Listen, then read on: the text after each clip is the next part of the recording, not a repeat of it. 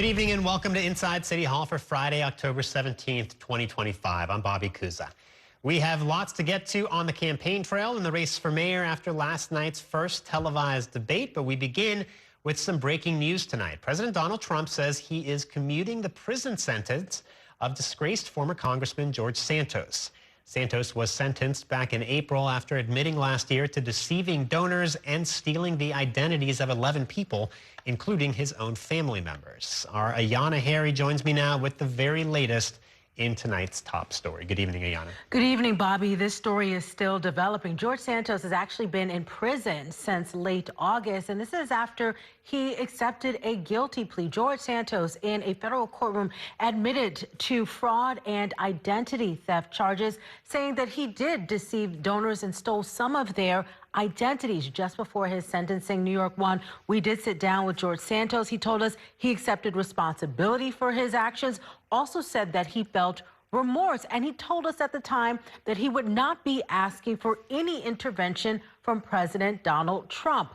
But earlier this week, George Santos made an open plea to President Trump for leniency. This letter was published by the South Shore Press on Long Island. And just a short time ago, President Donald Trump wrote on social media that he has, in fact, signed a commutation for Santos and that Santos should be released from prison immediately. I'll read a very brief portion of President Trump's statement on social media.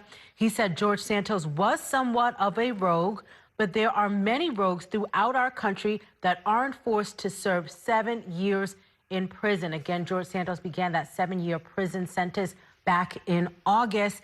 I did reach out to Santos. We have not heard back from him just yet. It's unclear whether or not he has actually been released yet. We did look at Bureau of Prison records, and so far they do still show him as being incarcerated. I did hear back, though, from his attorney, Joe Murray. Joe Murray sent me a text message just a few moments ago, and he simply said, "God bless President Donald Trump, the greatest president in U.S. history." So again, after accepting this guilty plea and starting this 7-year prison sentence, it appears George Santos will soon be returning home back to New York. And Santos has said during his interview with us at New York One and also in this open letter that he's looking forward to the opportunity to rebuild his life and to potentially even at some point return to public service in some potential form. I mean, this was kind of surprising in part because we didn't think of George Santos as being closely allied with President Trump. And as you said, he wasn't making a plea for a pardon or a commutation at the time leading up to his going to prison. Yeah, that's right. While George Santos has very publicly been supportive of President Donald Trump, there's really no indication that the two actually had any type of a relationship, that the two ever even spoke or had much of a conversation. And when I spoke with Santos, I spoke with him at length about this because I said, look, other people are getting pardoned, you know, or getting commuted by President Trump. Will you reach out? He said he felt that it wasn't really the appropriate thing for him to do and that President Trump was aware of his case because it's so public, and if the president wants to step in and intervene, he can. But then we did see just a few days ago that George Santos had a change of tone, had a change of strategy, and did publish this open letter to the president trying to get his attention, asking for leniency and asking for another opportunity to start his life all over again. So, Ayanna, prior to this, you were following the candidates on the campaign trail today. Tell us a little bit about what they were up to. Yeah, well, Bobby, you and I were both glued to our televisions last night, along with the rest of New York City, in this 2-hour debate where the leading mayoral candidates traded barbs on everything from President Donald Trump to Israel and Hamas. And today, the back and forth between the candidates continued. I don't think too much about what Andrew Cuomo says on a day-to-day basis. I will tell you that he speaks more about other candidates in this race than his own vision. And I think that's a reflection of the fact that he doesn't have much of one. The first general election debate in the race for mayor may have ended Thursday night, but Friday, the sparring continued. Curtis is just a spoiler. He cannot win. I can't worry about Cuomo. He's thrown in the towel. He should do his supporters all a favor and just quit. On debate night, Andrew Cuomo launched attack after attack against Zohran Mamdani. The assemblyman will not denounce Hamas. But in a Friday morning interview with 77 WABC Radio, Cuomo's criticism turned largely to Curtis Sliwa, saying Sliwa's presence in the race has made a potential fourth-quarter comeback nearly impossible for his campaign. If Curtis is not in the race, I win. He sees me as an impediment when in fact he should just run a good race. Also Friday, There's nowhere else I'd rather be the morning after the debate. Mamdani met with members from several local unions, listening as they shared their experiences of working in schools, airports, and hospitals around the city. And in taking questions from reporters, Mamdani was pressed about the moment in the debate when he declined to endorse Governor Kathy Hochul's re-election bid next year, even after Hochul, a fellow Democrat, endorsed Mamdani's run for City Hall. I am less than 3 weeks away from the election that we have been building this campaign towards for more than a year. And that's why I haven't made any endorsements beyond November. And Curtis Sliwa was pressed on whether or not he might challenge Kathy Hochul if he does not win the race for mayor, but Curtis Sliwa would not answer directly, Bobby. All right, Ayana Harry, thank you so much for that report. Meanwhile, this year's election is bringing New Yorkers more than just a new mayoral administration. It could also create changes to the way the city builds housing. There will be a series of housing-related ballot questions for voters to weigh in on and to decide the future of development in the city. Our Kelly Mena has more in this report. At the end of the day, New York City is in a dire housing crisis. With a minuscule 1.4% vacancy rate, the city is in desperate need of housing, and fast. A special panel known as the Charter Revision Commission, established by Mayor Adams, believes they have some solutions to the problem. Richard Bury, the chair of the commission. Again, we're solving what I think we all agree is the existential challenge that we face as a city, which is that too many people can't afford to live here. The 4 proposals will appear as questions 2 through 5, and voters will see them when they flip over their ballots. Question 2 would create 2 new shortened processes for affordable housing, one for publicly financed projects and another for a newly created list of the 12 community districts with the least development. It's very easy to get off this list. If you want to get off this list, as a council person, you just make sure that you're a partner. It doesn't mean you have to approve everything that comes to you that doesn't make sense, but it means that you have to be an active partner. Question 3 would create a new kind of land use process known as ELRP, or the Expedited Land Use Review Process, for smaller housing projects with final approval from the City Planning Commission. Notably, of the 13-member commission, the mayor appoints the chair and 6 other members. 4-story buildings with 8 or 10 apartments. I mean, this is sort of the bread and butter of what should be happening in the city. I think most people could live with that. But we have a system where no one proposes it, because the system is just so convoluted and so expensive and so complex. Question 4 is arguably the most controversial. The proposal looks to create an affordable housing appeals board made up of the mayor, borough president, and council speaker to make the final decision on new development. A project would need at least 2 of the members to vote for it to be approved. Currently, the city council can override a mayoral veto of a land use project. I think that puts a better balance between respecting the voice and the perspectives of the local community as represented by the council person, but also the borough's agenda and the citywide need for more housing. And question 5 would digitize and consolidate the city's maps that are currently spread across all 5 boroughs.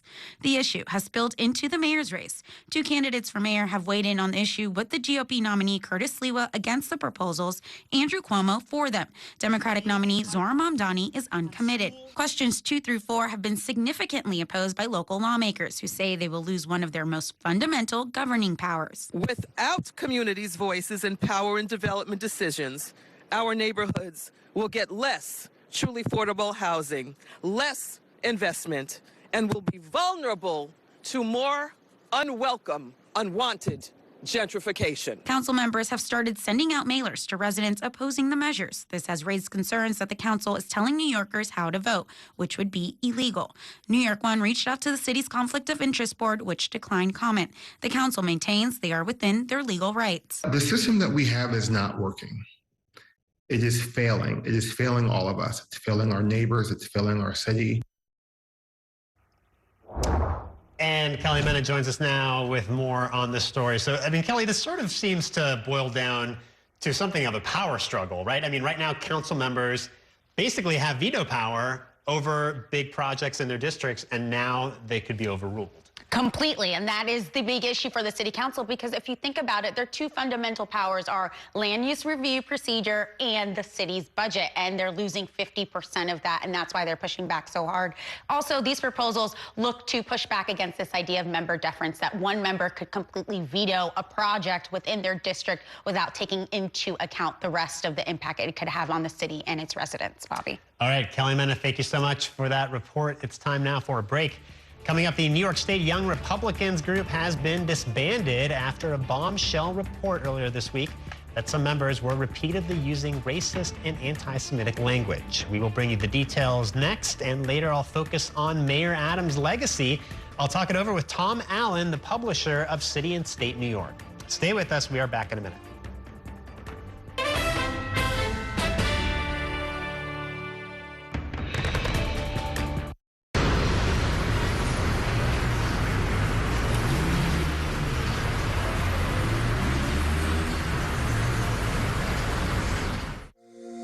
Every day tells a new story. At Mornings on One, we're dedicated to bringing you the stories that matter most to start your day, with in-depth coverage of the day's developing news. I'm Pat Kernan. Here are the stories we're following this morning. And weather updates every 10 minutes. Some morning sunshine possible, clouds take over. It's our responsibility to get you the information you need before you head out the door. Mornings on One, weekdays starting at 6 on the Spectrum News app. Free for Spectrum customers.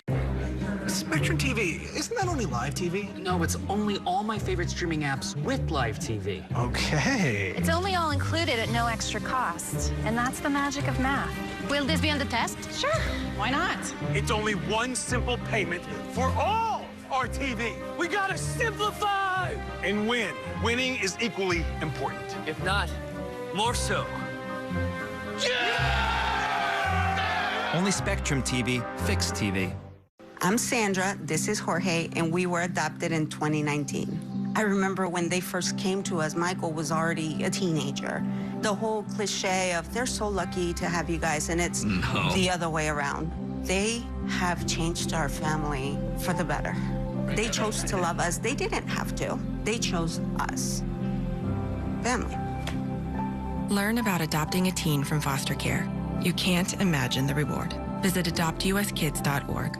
And that's a look at some of what's in the papers this morning. You've done at the sports section. Today's story is about the latest chapter for a beloved local business. It's a beautiful day with temperatures in the 60s, but showers are expected in the next hour. In a city that's always on the go, it's important to stop to hear the stories that connect us. The news that matters to New Yorkers. That's what brings us together. That's Mornings on One. Weekdays starting at 6. Exclusively on Spectrum.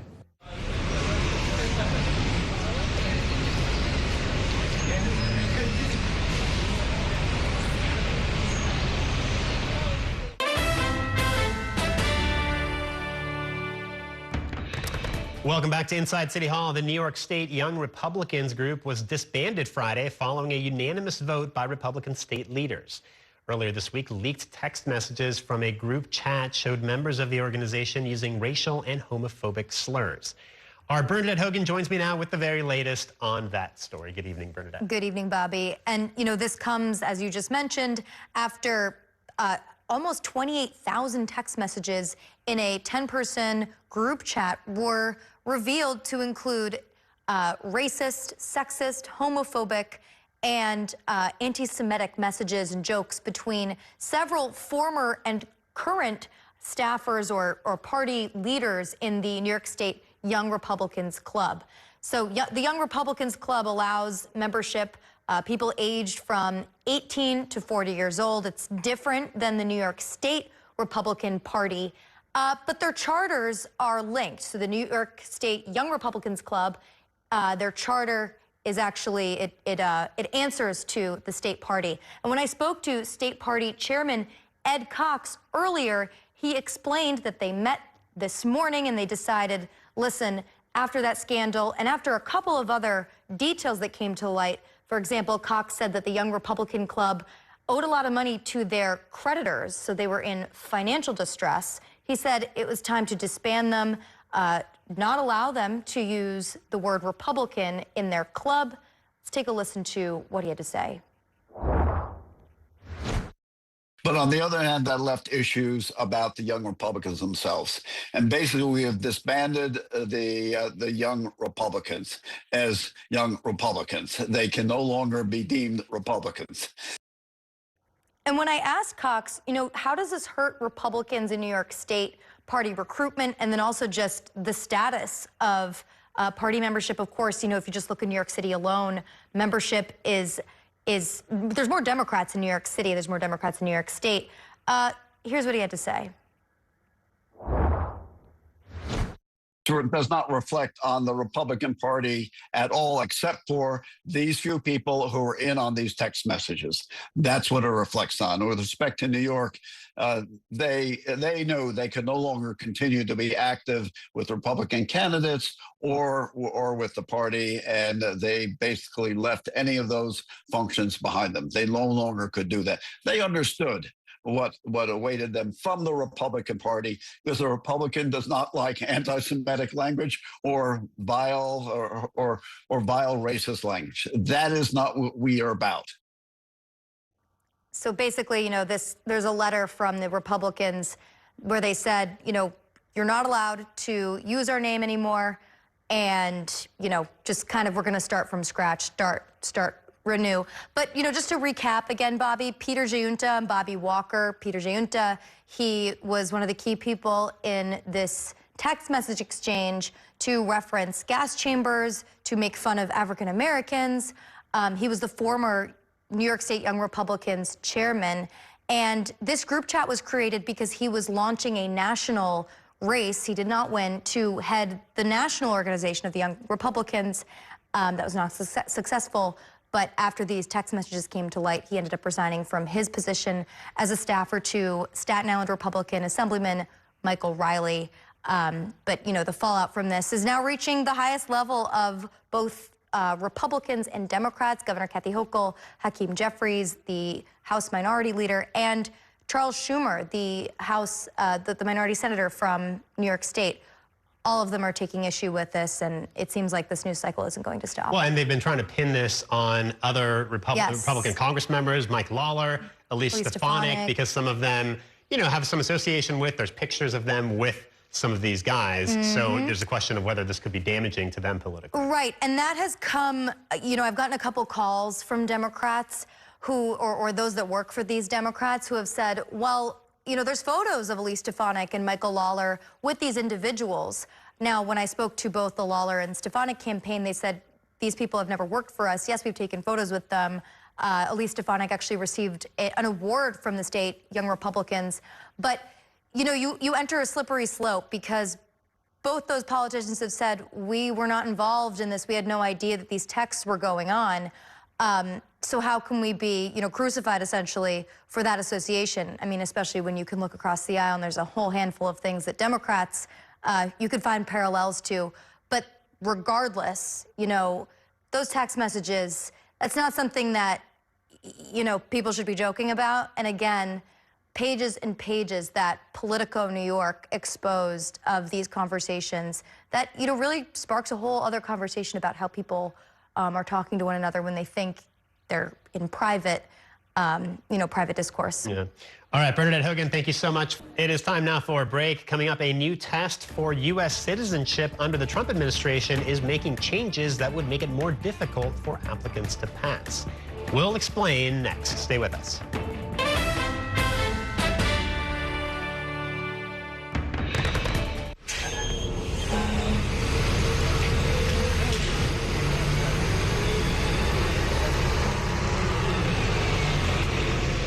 This election year is all about New York City. There are 51 council seats up for grabs, races for our next city comptroller and the next public advocate. Plus, an unprecedented race for mayor. That puts the power in your hands to decide who will run our city. Our team of political experts will be covering every angle of this election to keep you informed on how it could affect you, so you can feel confident with your decision at the polls. Stay with Spectrum News New York 1 for Decision 2025, exclusively on Spectrum.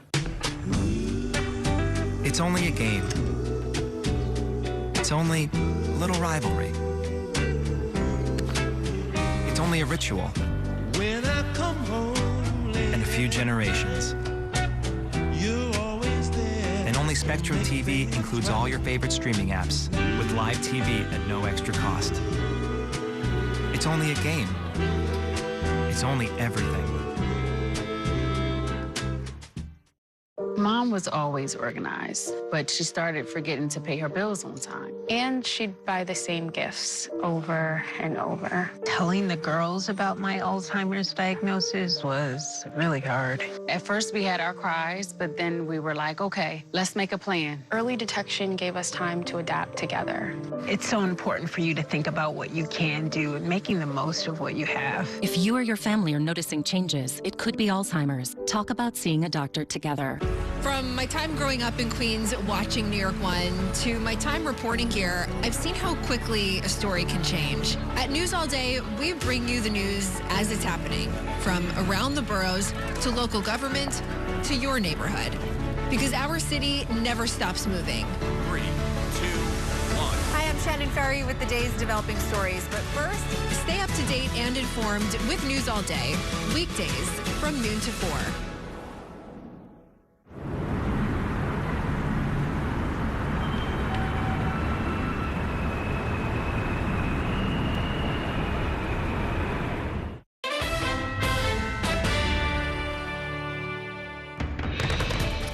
Welcome back to Inside City Hall. The Trump administration is making it harder to become a U.S. citizen. Beginning next week, the citizenship test is getting some changes. Applicants now have to get 12 out of 20 questions correct instead of 6 out of 10. And the pool of questions has widened to 128 questions, up from 100. New York One's Nouralain Khawaja takes us to a class that's preparing would-be citizens for that test. I'm a pre-K teacher, the little ones, and then I teach my big ones at night. Sophia Gonzalez has been preparing immigrants for their citizenship test for more than a decade. Very good, Washington, D.C. And remember, the Queens native comes from an immigrant household. Her parents are from Ecuador. And I remember as a little girl, like helping my mom with her English. I remember helping her prepare for the citizenship test herself. So being able to come and do this for the community is it's very powerful. Gonzalez says the work out of this small office at the nonprofit District 3 Immigration Services in Bushwick has never been in greater demand. When they register, the line goes around the block. Everyone wants to try to get a seat in. Among those attending this class, this student who asked us not to show her face or use her name because she's scared of immigration authorities. She's originally from the Dominican Republic and came to the U.S. around a decade ago. I am excited and I want to be a U.S. citizen because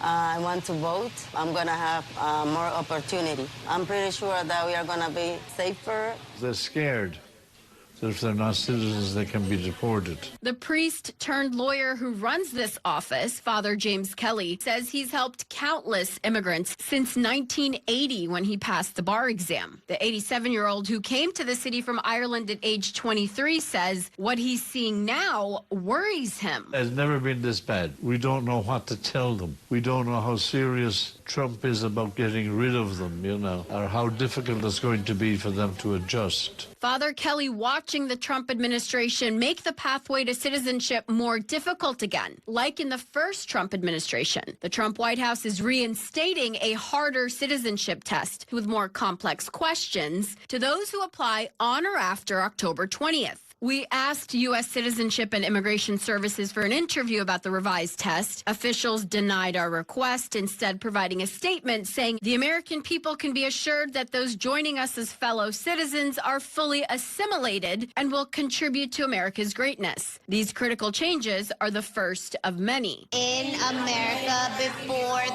For Gonzalez, she wants to help immigrants grow their knowledge of U.S. history for the country and themselves. I am going to give them that confidence that no matter what happened, no matter the change, class is going to still go on, and we're just going to push forward.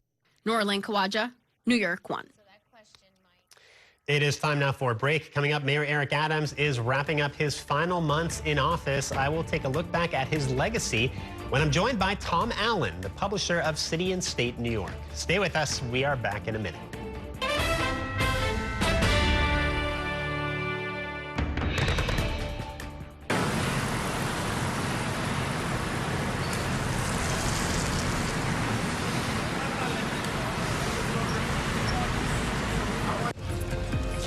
My time at New York One has shown me that in the city that never sleeps, the news never stops. So as the day winds down, turn to the rush hour. Good afternoon, I'm Monica Burke. To catch up on the stories that matter across the 5 boroughs, with in-depth interviews from the city's newsmakers, plus the latest forecast. Catching you up with today, preparing you for tomorrow. Right here on the Rush Hour. Weekdays from 4 to 7 p.m. There's an international travel plan with Spectrum that was an additional $10 a month, as opposed to paying a ridiculous amount per day for roaming fees. This literally felt like my old phone carrier was reaching their hand into my wallet and just helping themselves to some of my cash. I like having no surprises when it comes to my cell phone bill. And with Spectrum, that's been the case. So it saved me a ton of money. Real customers, real savings. To see how much you can save, visit spectrum.com/save. I'm Chris Jakovic. I served in the United States Air Force, and I deployed 3 times. So in 2017, I was serving as an Air Force First Sergeant. Our motto in that role is, my job is people, everyone is my business. But unfortunately in that year, I would lose my own brother, Lance Corporal Adam Jakovic, to suicide. The majority of veteran suicides are from guns. I store my weapons securely, not only for myself, but for my family. My service never stops. At Spectrum Noticias, we recognize that our New York City community is vibrant and diverse. Spectrum Noticias delivers balanced coverage of the stories that matter in our communities and across the country. Our journalists are based in the neighborhoods we cover, ensuring you get in-depth reporting on what's happening in the places we call home. So join us at Spectrum Noticias. We're always on, always there for you. Now available on your TV. Check your local listings. Also available on the Spectrum News app.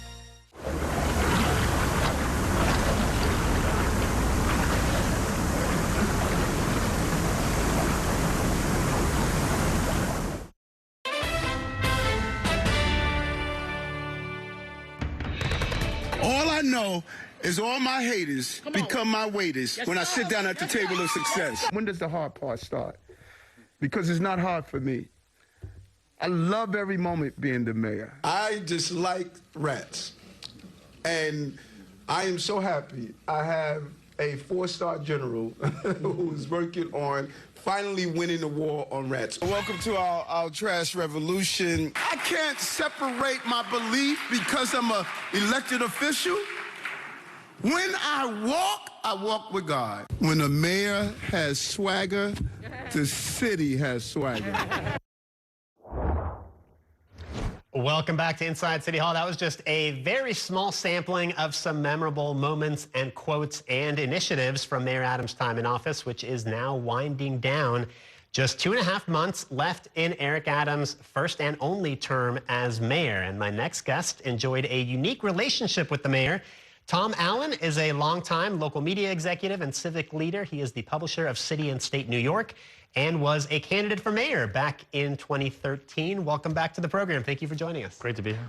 So I mentioned your relationship with the mayor. A lot of people may not know. You sort of trained him for the job starting back in what, 2019? Early 2019. So talk about that a little bit. Yeah, I mean, I bragged about it for a while. I was not so much lately.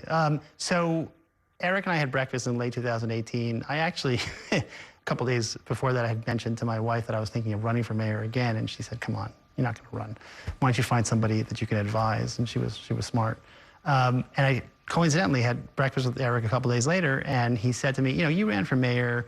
What should I do?" And I said, "Listen, you're well known in Brooklyn, but you're probably not that well known in Manhattan. You need to get the chattering classes talking about you, and also you need to bone up on policy ideas." He's like, "Well, can you help me do that?" And I said, "Yeah, sure." And so I came up with the idea of mayor's school, which is a little bit derivative of something that was done during the Giuliani administration by Jennifer Rabb. He had classes every Friday, bringing in policy experts. And so we did that for 2 years. We did about 70 of them in person at this diner in Brooklyn Heights where Eric hung out. It just closed down a couple weeks ago. But it happened to be the diner right behind my building where I lived, so it was convenient. So we had, I invited Dick Ravitch, Kathy Wild, Gifford Miller, a lot of really smart New Yorkers. And every week we had breakfast and we talked for about an hour, hour and a half about policy ideas.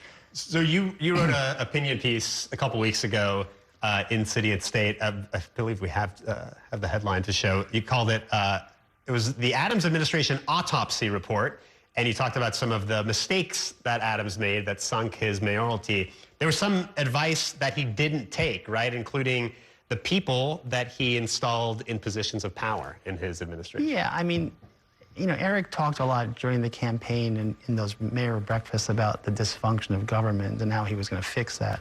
And unfortunately, he didn't listen to advice like people like Dan Doctoroff telling him that he should have very few deputy mayors, every commissioner should report to deputy mayor, there should be no senior advisors that have no portfolio. He just ignored all of it. And I also said to him on a number of occasions, like, do what Bloomberg did. Find the best and the brightest, not people you're comfortable with, not people you worked with before. And, you know, I think half the people he brought in were the best and the brightest, people like Dan Korodnik and Andrew Kimball and Maria Torres Springer. But there were a lot of people he brought in who were cronies, who were people he felt comfortable with, who really were unqualified to be in the roles that they were in. And unfortunately, those people, too, you know, had some ethical lapses. Well, I was going to say, you wrote that you wish you had scheduled more classes on ethics and management. I mean, what was it with Adams in terms of ethics? Like, what was the blind spot that he had? I think, you know, everything that happened that he did, I always said was petty, but it was crossing the line occasionally. And so I think, you know, Eric thought he was invulnerable, which happens to many people when they become powerful. I think he thought the stuff that he was doing was fine, that nobody should bother him about it. And I think he trusted the people around him. Listen, Ed Koch in his third term had a similar problem, that he trusted people around him, and, you know, there was corruption left and right in his third term that blew up Ed Koch's third term. So talk a little bit about his legacy, and you wrote about this in the piece. I mean, I think right now he's so closely associated with the federal indictment and all these corruption scandals. Do you think history will remember him more kindly? I think history will be kinder to him than the present has been. I mean, I think he will have some real legacies. I think he steadied a city when the city was in trouble. Listen, remember what was handed off to him by Bill de Blasio. It was a city that was really, you know, a wreck after COVID. He calmed things down. He brought crime down. He then was handed another crisis, a migrant crisis, which he handled reasonably adeptly. I mean, he made some missteps, you know, putting tents in flood zones and stuff like that. But, and then education, I think, is a big game changer that he and David Banks did, was changing the failed literacy program from 30 years of whole language back to phonics. Scores are already up, and I think in 5 or 10 years, we're going to see a big change from that. You know, containerization was a smart thing to do. I mean, unlike de Blasio, who had one big home run in year one, which was universal pre-K, Eric had a number of singles in his 4 years. And people may not remember the singles as much as they remember the home run, because whenever you mention de Blasio, they go, oh, universal pre-K. And then I'm like, what else did he do? And like, not so much. So let me ask you about Zohran Mamdani. Maybe this is premature, but he certainly seems on his way to winning this election. He's certainly the overwhelming favorite. I don't know if he's been taking mayor classes from somebody like you, but do you think that he's prepared for the job of mayor? So I haven't given him mayor classes, although a couple people had asked me if I would be willing to do that. I think he's been very smart, and I think he's gone on a listening tour similar to what Eric did. And I'm sure he has people around him that are smart enough to set up with the right people. He met with Mike Bloomberg. He's met with a number of first deputy mayors, I understand. I think he's a very smart guy. He's somebody who does his homework, who's going to, you know, he's surrounded by people. I've been very impressed by L. Biscard Church. I've been very impressed by Morris Katz, 26-year-old wunderkind, you know, who helped run his campaign. I think he's going to hire really good people, and 80% of being a successful mayor is putting the right people in place. You know, and Zohran, I don't think, is the kind of person who's going to be intimidated by people who are smarter than him or have more experience than him.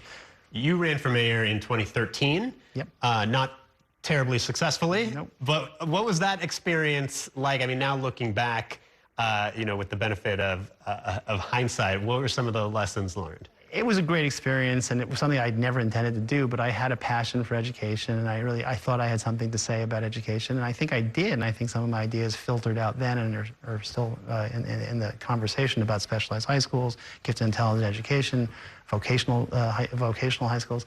You know, it's very hard as an outsider, and it's very hard as somebody who's not wealthy to run for such a big office, especially your first go-around. And I was labeled a long shot from day one. I actually wrote a proposal for a book about a year ago called The Long Shot because it exposed how difficult it is to run for office in America, and especially a city like New York, when you're not Mike Bloomberg with billions of dollars for the first time.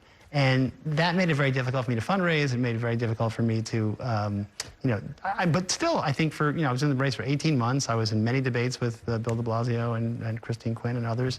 I think the press took me seriously to a certain extent. And I learned a lot about the city and about myself. I thought I was going to be a very good fundraiser, and I wasn't.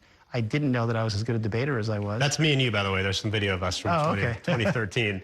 Yeah. And you weren't an elected official. I mean, you see some of that video, and it's John Liu and Bill de Blasio and Christine Quinn. I mean, you're at a disadvantage if you don't have experience in elected office. Absolutely. And, it's funny. And at the debates, what I realized very quickly, especially when there was one debate that Errol moderated, and there was no time constraints in that debate. And I remember it was a church in East New York, and it was housing was the issue. And I clearly was I didn't have as deep knowledge as the other people there. So I decided that every time it was my turn to speak, I was going to try to say something somewhat memorable and witty. And I remember Bill de Blasio turned to me at one point and said, "Hey, dude, where are you coming up with these lines?" And I said, "Bill, brevity is the soul of wit, and you could learn it." Well, our time is up, but Tom Allen, thank you so much for spending some time with us. We appreciate it. My pleasure. Thanks. All right, it's time now for a break. Coming up, we are going to keep our focus on the race for mayor when I'm joined by two top reporters in our Friday Reporters Roundtable. Stay with us. We are back in a minute.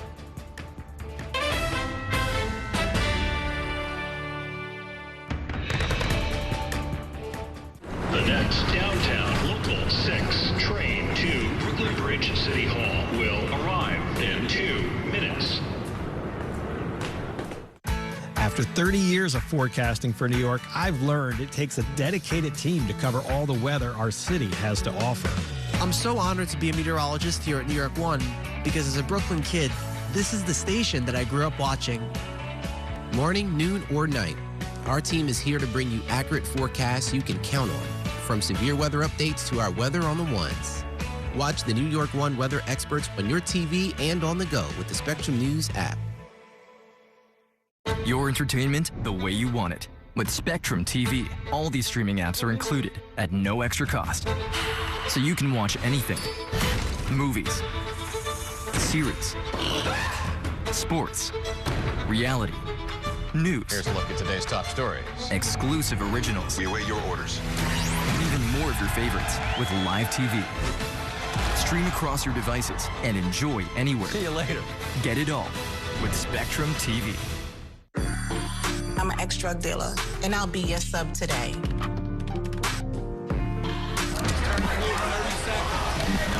2 milligrams of fentanyl can be lethal. A lethal dose is in here. Who gets it, I won't know. It's cheap, it's potent, and it's profitable. The sad reality is fentanyl is being mixed into everything now. More kids should know. My father was a New York City firefighter. My mission, like his, is to serve New Yorkers in a city that doesn't stop when the sun goes down. Being with New York One since the beginning, I'm now honored to join you even earlier each weeknight. Starting at 8 with New York Tonight, we'll explore the latest news developments, followed by New York One at 10 to wrap up your day. So join me each weeknight starting at 8 right here on New York One.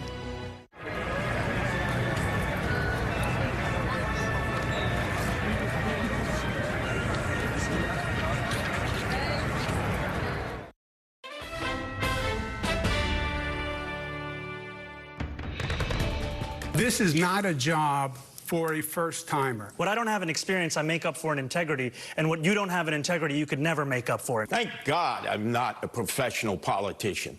We have the architect and we have the apprentice of no cash bail, which has been a disaster. I said it was political. It turned out to be political, and that's why... All 13 women were lying? Come on, Andrew. All 13 women were lying? After 5 years. You lost your own primary, right? You were rejected by your Democrats. New Yorkers need is a mayor who can stand up to Donald Trump and actually deliver on that safety. You're not going to stand up to Donald Trump. Okay. And he can't stand up to Donald Trump, who knocked him right on his token. this. He's told you what he thinks. He thinks the police are racist, wicked, corrupt. Andrew Cuomo is a politician of the past, and all he can speak about are the tweets of the past. I'm going to go half and half. I can make it back and forth. All right. And Mr. Mamdani? This is what New Yorkers are sick of. Just pick a team.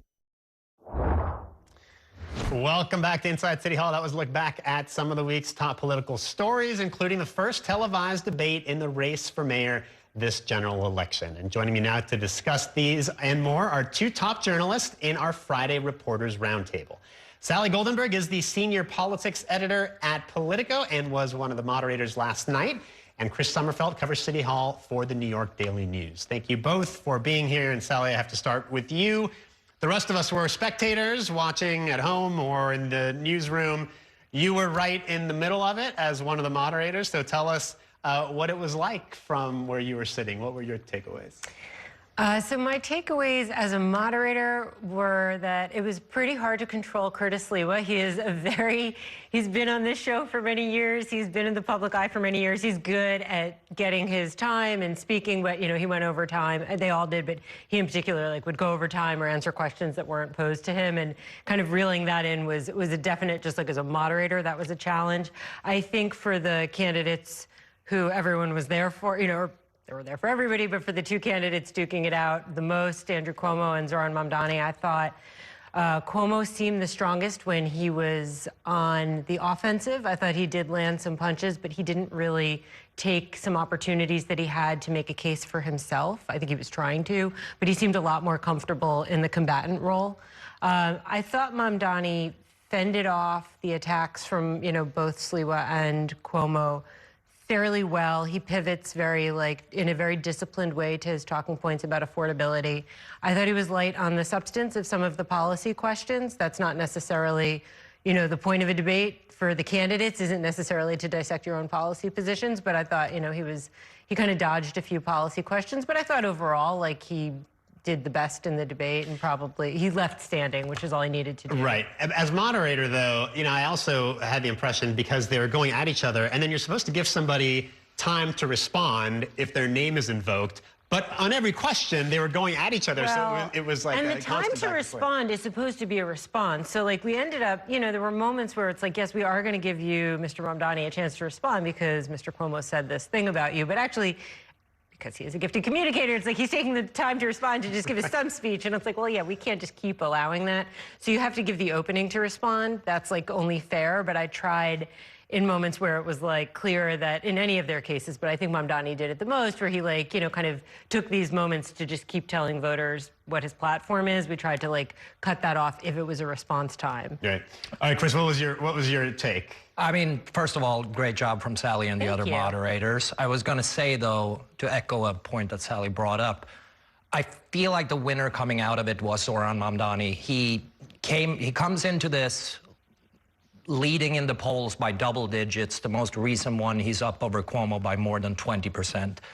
He needed to make sure he wasn't stumbling and to have no major pitfalls and to stay on message. That's essentially what I felt like he was doing. To Sally's point, Cuomo got in some digs, and they were on target, they were well directed, but he was able to deflect most of them, and he kind of just had a somewhat boring debate performance, which is ultimately what I think he needed to do. Yeah, I thought there was a couple moments where I did think Mamdani was a little flat-footed. I'm thinking specifically of when Sliwa asked him about Columbus statues, and would you take them down? And Mamdani didn't really seem to have ever anticipated being asked that. And then about endorsing Kathy Hochul, he also at first seemed like he didn't really have an answer, and then kind of jumped in to try to clean it up a little bit. Yeah, and I thought it was strange. At this point in the debate, to Chris's point, I think Mamdani's used to he knows what the attack lines are. He knows Cuomo's going to hit him on Israel. He's going to hit him on public safety. He's going to hit him on inexperience and age and socialism. He's got that down cold. I was a little surprised that he wasn't ready for a Hochul question. It seems like a fairly obvious question. Yeah. And what I assume, I'm not in his head, but what I assume happened is that, you have no leverage if you endorse this early. It would sort of be strange for them to say, yes, she has a primary. It's not a general, in which case, yes, I endorse the Democrat, right? But I wonder if he was thinking oh shit, though I do need her to negotiate, you know, and I need the tax increase, the corporate tax increase, the, you know, the money for my free buses, and maybe this is going to be upsetting to her. Maybe I'm not going to look like a loyal Democrat. There's questions about whether he's a loyal Democrat that were raised last night due, not that I have them, but, you know, his opponents have raised them due to the fact that he opposed Harris in the primary, you know, he's part of the uncommitted movement, or supported it or whatever. So I wonder if all those thoughts weren't just colliding in his head, and so he wanted a little bit of a mulligan when he didn't first raise his hand. Yeah. And the Columbus thing's been brought up a bunch of times, so I was surprised too with that one. Like, neither's a curveball. Yeah. I wonder, we don't know exactly what the Democratic gubernatorial field is going to look like yet, but Mamdani was asked again today at his press conference the same question. The answer was a little bit more prepared this time. He just said, I'm focused on November. We'll see what happens with the governor's race after that. But from his point of view, right, him and Hochul are not ideologically aligned. There are a lot of issues they disagree with. So I don't know if he's holding out for the possibility that there might be another candidate that he's more inclined to support.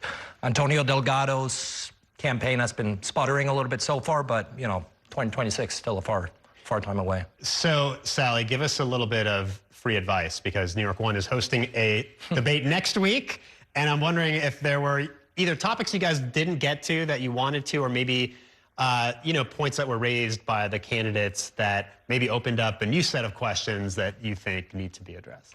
I mean, so a few things, you know, you want to let them, because it is a debate, I think where they're different, let them air those differences. You know, we spent a lot of time thinking about how much time to spend on Israel. It is not a municipal issue, but it is an issue that a lot of people in New York care about. It's an issue where they're really, really different. And, like, they actually spent more time on it than we did asking about it. So we were like, yeah, we should let them debate. You know, viewers, voters, I think, do want to see the differences.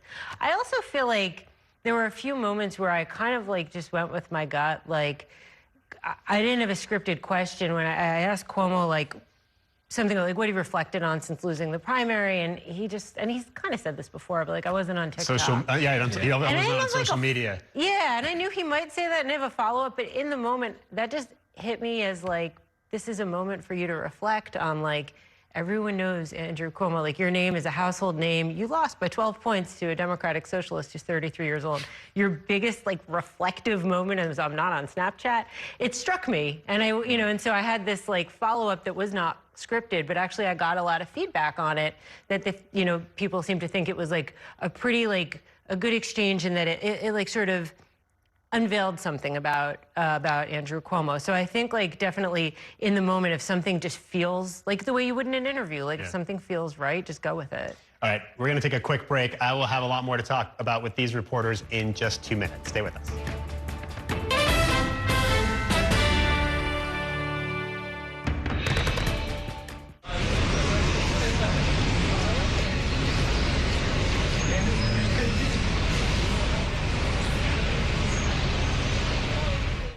Here's the deal. People need a place to explore national issues that have an impact on their community. To understand those issues better, we're bringing together our team of local political journalists from across the country to break down what's happening. So join us every week to catch up on the key stories making a big difference across the nation and in your local community. Watch The Big Deal with Errol Lewis Friday nights at 9 on Spectrum News New York 1. Available on all of your favorite devices exclusively on Spectrum. My name is Gail, and we are in my showroom for Florist Fire Design House.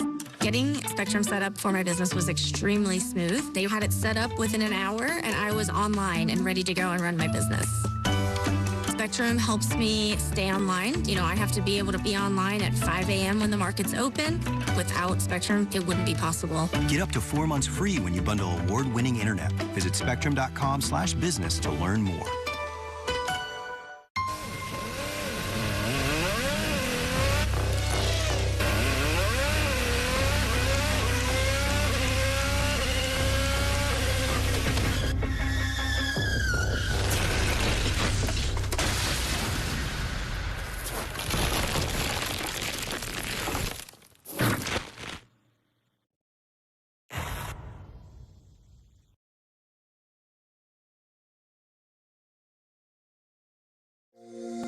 Every day tells a new story. At Mornings on One, we're dedicated to bringing you the stories that matter most to start your day. With in-depth coverage of the day's developing news. I'm Pat Kernan. Here are the stories we're following this morning. And weather updates every 10 minutes. Some morning sunshine possible, clouds take over. It's our responsibility to get you the information you need before you head out the door. Mornings on One, weekdays starting at 6 on the Spectrum News app. Free for Spectrum customers.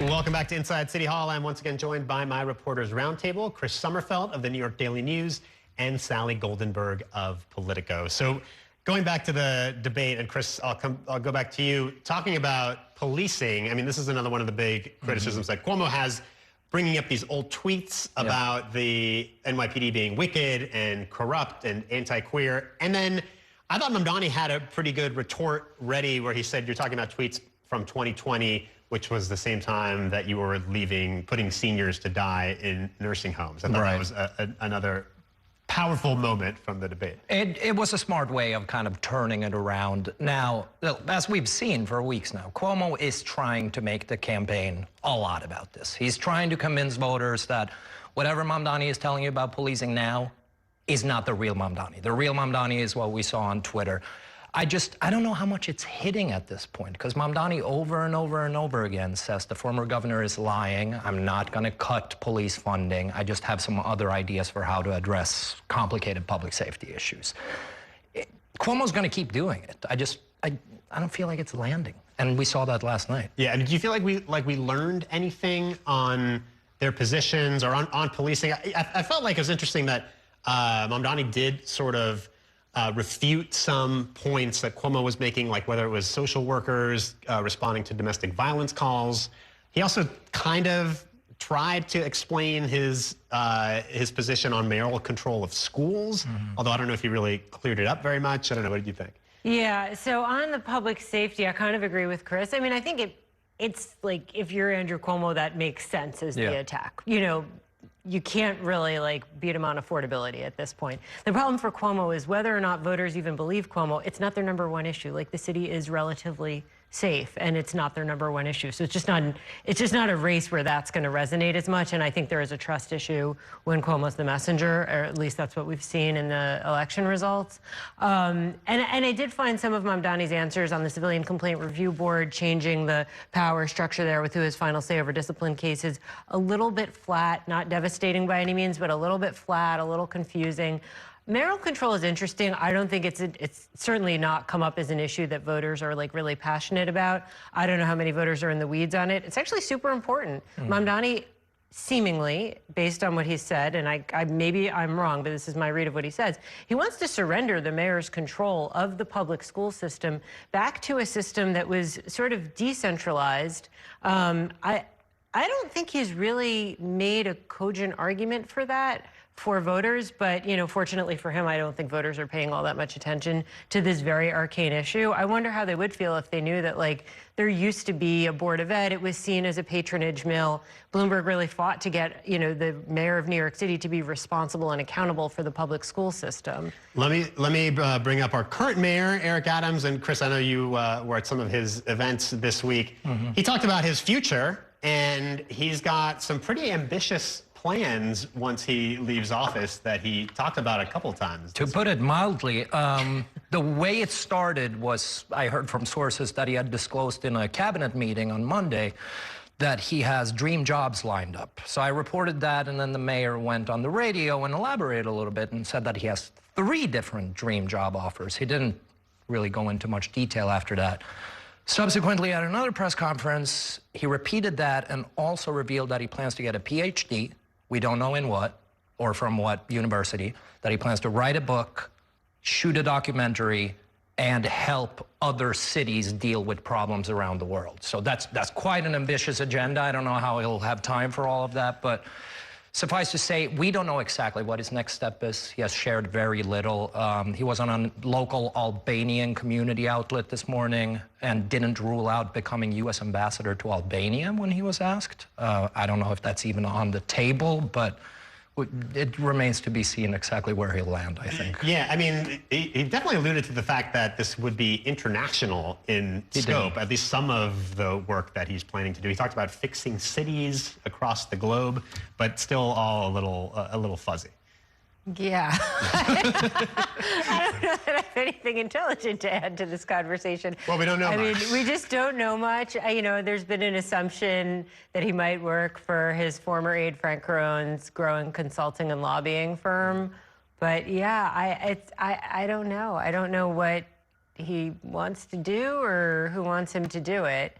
He's been promising to write a book about his mayoralty for a long time. Yes. And now he says he's got some offers lined up. So. And I'd read the book. Oh, I'll absolutely I'd read the book. So, you know. And to what Sally just said, too, I mean, Frank has been growing his lobbying firm's international presence, so it's not bad speculation. Before we go, Chris, we learned that George Santos' sentence has been commuted by President Trump. I mean, no big surprise, I guess. I don't know, but we didn't really see this one coming either. We did not, and certainly not late on a Friday night, I guess, but I feel like that's kind of par for the course for Donald Trump, the shock value. I mean, George Santos was convicted of very, very serious crimes. I guess Trump is of the opinion that Senator Richard Blumenthal of Connecticut committed far worse offenses, even though he was never convicted of any crimes. But it's quite a Friday night news dump. I'm sure George Santos will be telling us all about it soon. He's not shy about doing interviews, so I'm sure a lot of reporters are trying to catch up with him right now. But we got to end this, guys. Sally Goldenberg, Chris Sommerfeld, thank you guys so much for joining us. And that is going to do it for tonight's show. Join us on Monday when I will host a debate in the race for City Council District 47 in South Brooklyn. Democrat Kayla Santos-Woso and Republican George Sarantopoulos face off starting at 7:25 right here on Inside City Hall. Thanks for watching, everybody, and have a great weekend. We will see you the next time on Inside City Hall.